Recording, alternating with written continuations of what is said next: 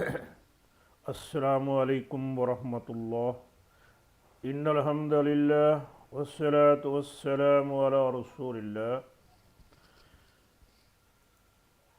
آج کا ہمارا سبق ہے سورہ عبسہ، آیت نمبر 5 سے 10 تک کا ترجمہ۔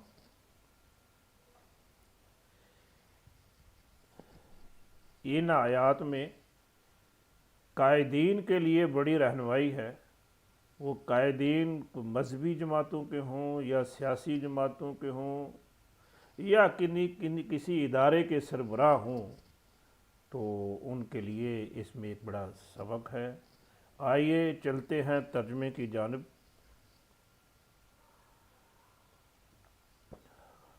اعوذ باللہ من الشیطان الرجیم، بسم اللہ الرحمن الرحیم۔ اما من استغنى فانت له تصدى۔ اما بات یہ ہے کہ اما کا لفظ عموماً بات شروع کرنے سے پہلے یہ بولا جاتا ہے اور یہ بات کی وضاحت کے لیے استعمال ہوتا ہے، اور اس کے پھر حسب ضرورت ترجمہ مختلف کر لیتے ہیں، کہیں لیکن اور کہیں ہاں بات یہ ہے، رہی بات فلاں، رہی اس بندے کی بات۔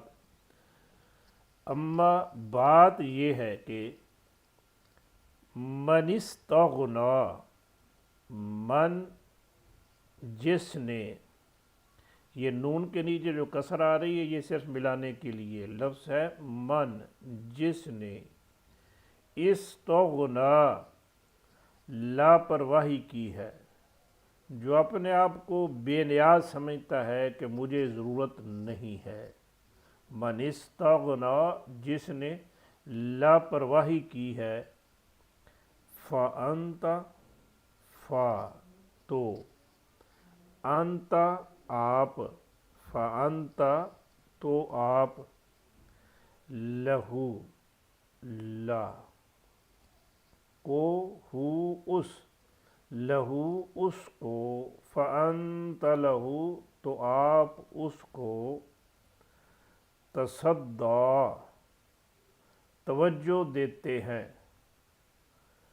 تصدی یہ لفظ جو ہے نا، آپ نے سنا ہوگا صدائے بازگشت، جب کسی گنبد کے نیچے کھڑا ہو کر یا سامنے کوئی دیوار ہو تو اس کے سامنے کھڑا ہو کر بندہ آواز دے تو آواز سامنے سے واپس لوٹتی ہے، یہ صدائے بازگشت کہتے ہیں۔ اسی سے لفظ ہے کہ کسی کے سامنے ہونا، اپنا رخ اس کی طرف کر لینا، اس پر توجہ دینا۔ تصدی توجہ دیتے، آپ توجہ دیتے ہیں۔ اما فَأَنْتَ یہ جو لفظ ہے نا، انت، تھوڑا سا گرامر کا بھی دیکھ لیجئے کہ انت تو اور انتی مؤنث کے لیے، اگر کوئی خاتون ہو تو اسے کہیں گے انتی، مرد ہو تو انت، انت احمد، انت مسلم، انت فلاں، انتی تو۔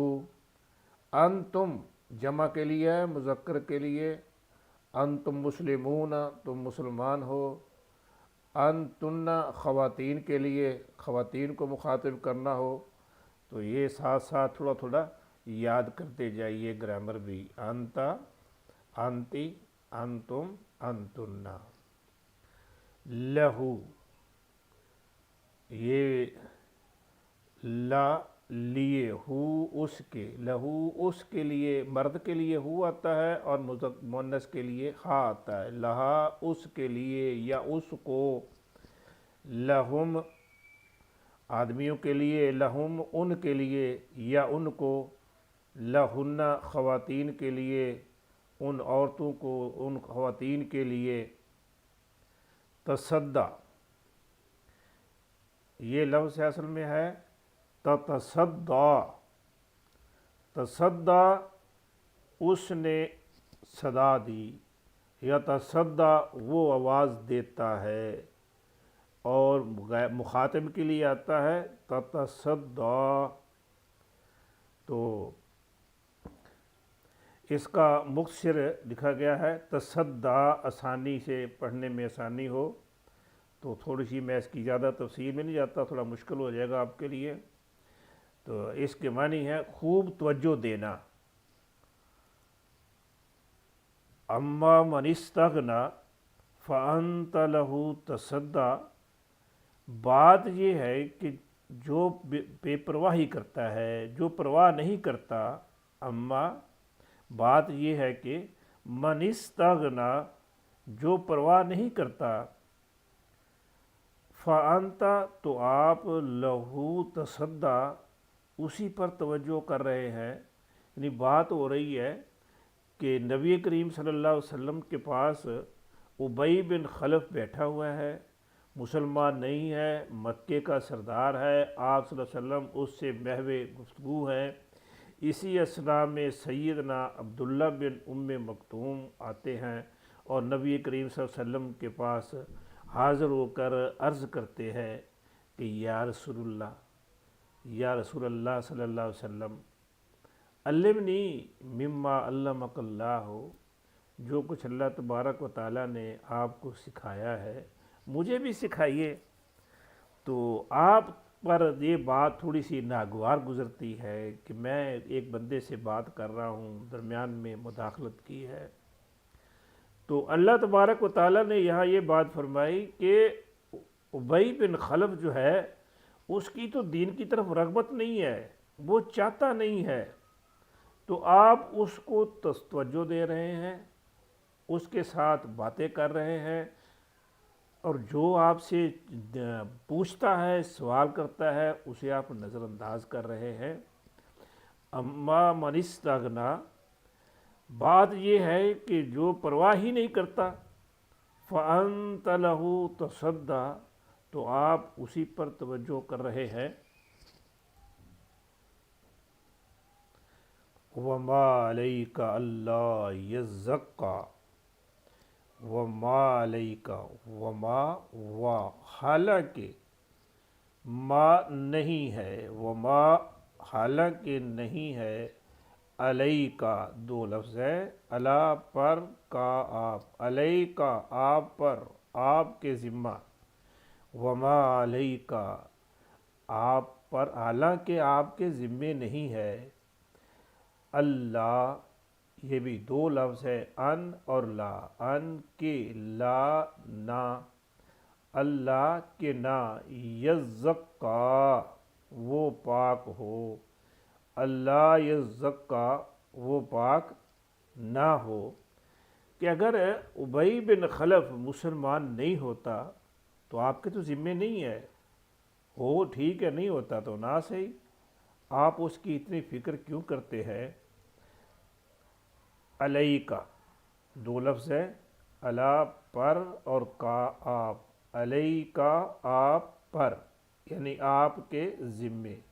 اسی طرح اللہ دو لفظ ہے، ان اور لا، ان کے، لا نہیں، اللہ کے نہیں، یزکا یہ لفظ بھی ہے، تزکا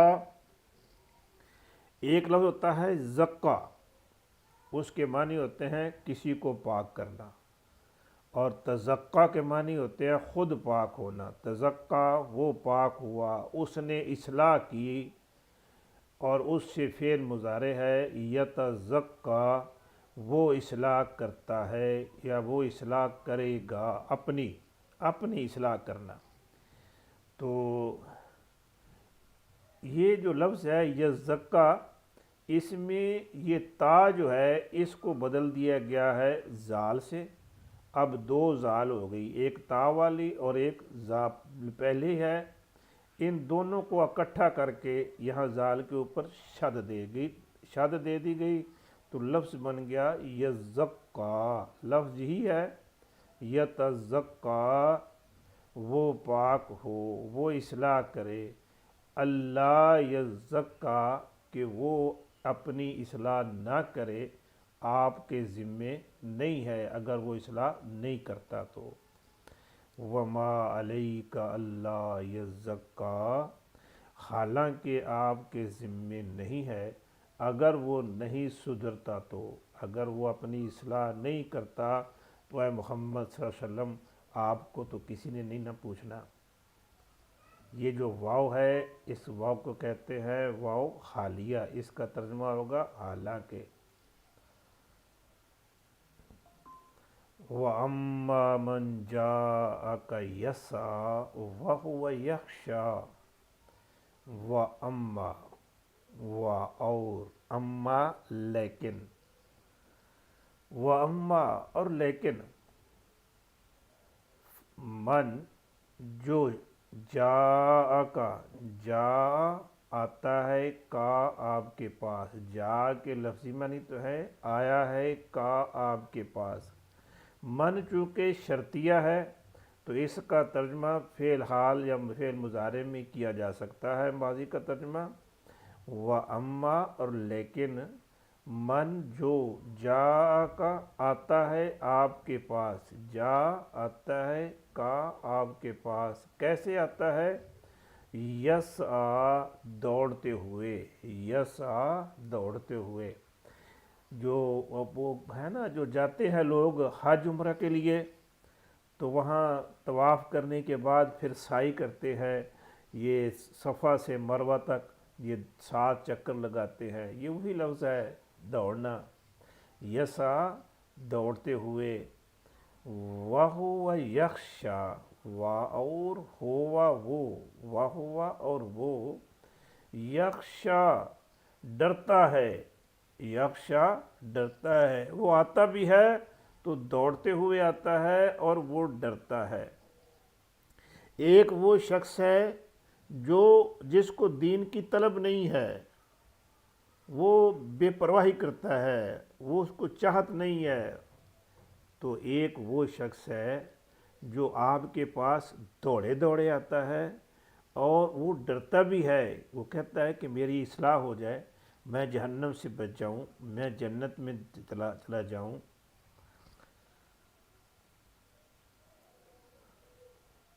یہ یسا لفظ جو ہے یہ سا اس نے وہ دوڑا، سا وہ دوڑا، یسا وہ دوڑتا ہے، یہ بھی ساتھ ساتھ یاد کرتے جائیے، سا ماضی اور یسا فعل مضارع ہے، سا یسا وہ دوڑتا ہے۔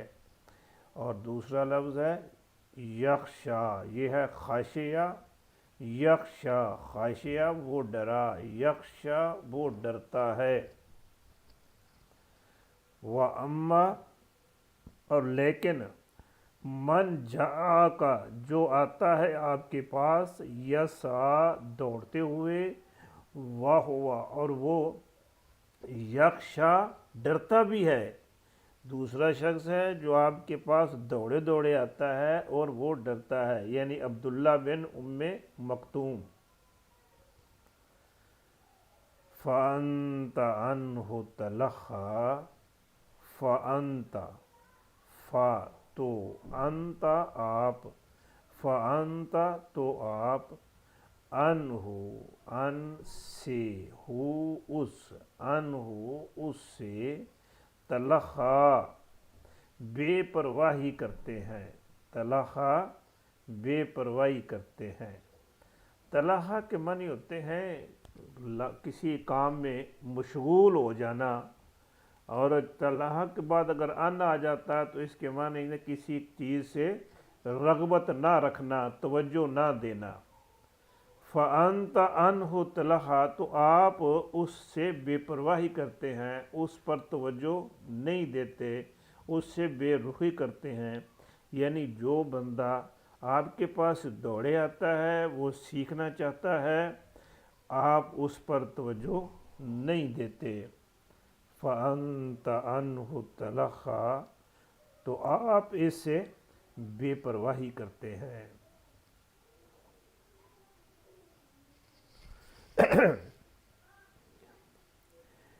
ان آیات میں ہمارے لیے ایک بہت بڑا سبق ہے۔ ایک بندہ وہ ہے کہ جو ایمان والا ہے اور دین سیکھنا چاہتا ہے، اور ایک وہ ہے جو ایمان والا نہیں ہے اور وہ اس کو طلب بھی نہیں ہے دین کی۔ تو اگرچہ وہ مالدار ہو، دولت مند ہو، تو اس کے مقابلے میں جو بندہ طلب رکھتا ہے اس کو توجہ دینی چاہیے، اسے اگنور نہیں کرنا چاہیے۔ یہ عموماً بات دیکھی گئی ہے کہ یہ بڑی بڑی جو سیاسی جماعتیں ہیں یا مذہبی جماعتیں بھی کیوں نہ ہوں، اور اسی طرح یہ جو بڑی بڑی گدیاں ہیں، پیر فقیر جو ہے، ان کے ہاں بھی ایک بندہ وہ ہے جو صحیح معنوں میں ان سے تعلق رکھتا ہے، عقیدت رکھتا ہے، ان کا حقیقی کارکن ہے، اس کو تو نظر انداز کر دیں گے، اور جو مالدار ہوتا ہے، پیسے والا ہوتا ہے، اس کی طرف رخ کریں گے۔ یہ آیات اللہ تبارک و تعالیٰ نے قرآن مجید میں نازل فرما کر، اور اس کا آغاز بھی پیارے حبیب محمد رسول اللہ صلی اللہ علیہ وسلم سے کر کے پوری دنیا کے ایسے لیڈروں کو، قائدین کو، پیروں کو، مرشدوں کو ایک نصیحت کر دی گئی ہے کہ جو بندہ حقیقی معنی میں طلبگار ہے، وہ سیکھنا چاہتا ہے، اس کو بتائیں، اس کو نظر انداز نہ کریں، کسی وڈیرے اور چودھری کو، مالدار کو، کسی اثر و سوخ والے کو اس کے مقابلے میں اہمیت نہ دیں۔ اس کی ہمارے پاس روزمرہ کی مثال ہے، نماز کی صف بندی دیکھ لیجئے۔ نماز کی صف بندی ہوتی ہے، کوئی امتیاز نہیں ہوتا، کوئی امیر ہے، کوئی غریب ہے، کوئی اونچے طبقے کا ہے، کوئی نچلے طبقے کا ہے۔ ایک مزدور مزدوری کر کے آتا ہے، کپڑے بھی صاف نہیں ہوتے، اور ایک سیٹھ تاجر کھڑا ہے، دونوں ایک ساتھ ایک صف میں کھڑے ہیں۔ بسا اوقات تو وہ مزدور تو پہلی صف میں ہوتا ہے اور تاجر پیچھے کھڑا ہوتا ہے۔ یہ ہمارے لیے نصیحت ہے، سبق ہے، اور یہ آیات، یہ روزمرہ کا نماز کا پڑھنا، لیکن اس سے کے باوجود جو قائدین حضرات ہیں اس سے سبق نہیں سیکھتے، ایک بہت بڑی غلطی پر ہیں، اور جس کی وجہ سے وہ اپنے حقیقی وفادار کارکنان سے محروم ہو جاتے ہیں۔ یہ قرآن نصیحت ہے، ایک سبق ہے، اس کو صرف تلاوت کے مزے کے لیے نہیں پڑھنا چاہیے۔ تلاوت اچھی کرنی چاہیے، لیکن صرف اسی لیے نہیں کہ تلاوت ہی سنیں، اس سے سبق سیکھنا چاہیے، اس سے رہنمائی لینی چاہیے۔ اور یہ ہر فرد کے لیے، کوئی گھر کا سربراہ ہو، کوئی ادارے کا سربراہ ہو، کوئی کسی جماعت، سیاسی یا مذہبی جماعت کا سربراہ ہو، اس کے لیے ان آیات میں بہت بڑا سبق ہے۔ اور دیکھ لیجئے کہ پیارے حبیب محمد صلی اللہ علیہ وسلم نے ان آیات کو کیسے خندہ پیشانی سے قبول کیا۔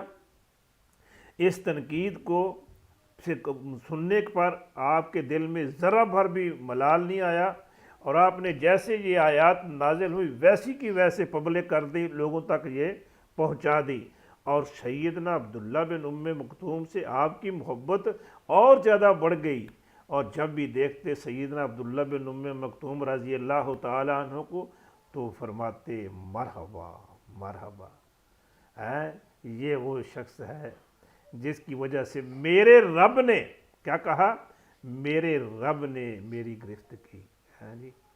جی ادھر رب کے ساتھ بھی تعلق گہرا، اور عبداللہ بن ام مکتوم کے ساتھ بھی تعلق گہرا۔ اس کا مطلب ہے اگر کوئی کسی پر کوئی تنقید کرے، کوئی اصلاح کی بات کرے، تو اس کو خندہ پیشانی سے لینا چاہیے، اس سے ناراض نہیں ہونا چاہیے، اس سے منہ نہیں بنا لینا چاہیے۔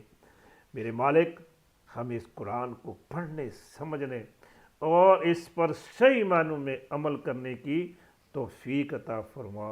وما توفیقی الا باللہ۔ والسلام۔ خوش رہیے، خوش رکھیے۔